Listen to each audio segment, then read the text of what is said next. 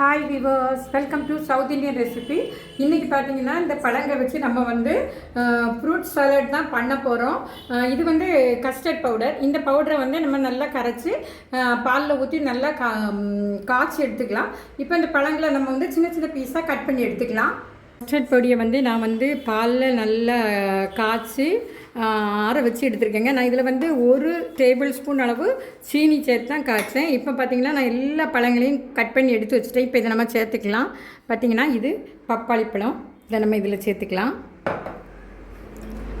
Apple,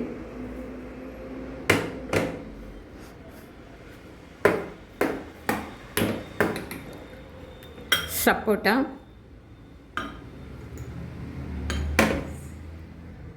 இதில் நம்ம cut பண்ணி வச்சுருக்க மேங்கோ ஆட் பண்ணிக்கலாம். பவுல் கொஞ்சம் சின்னதாக போயிடுச்சு.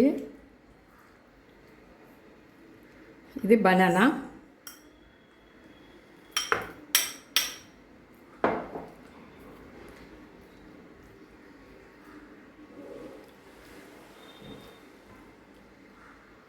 இதில் கொஞ்சமாக மாதுளை போட்டுக்கலாம். இவ்வளோதாங்க. இதை நம்ம ஒரு 1 hour போல் எடுத்து ஃப்ரிட்ஜில் வைப்போம். அது கூலாக இருந்தால் தான் சாப்பிட்றதுக்கு நல்லாயிருக்கும்.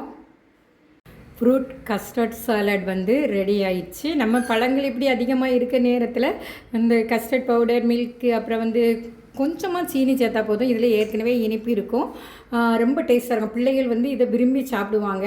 இது ஹெல்த்தியானதும் கூட. இதே போல் நீங்களும் உங்கள் வீடுகளில் செய்து பாருங்கள். லைக் பண்ணுங்கள், ஷேர் பண்ணுங்கள், மறக்காமல் சப்ஸ்கிரைப் பண்ணுங்கள். தேங்க்யூ ஃபார் வாட்சிங் மை வீடியோஸ்.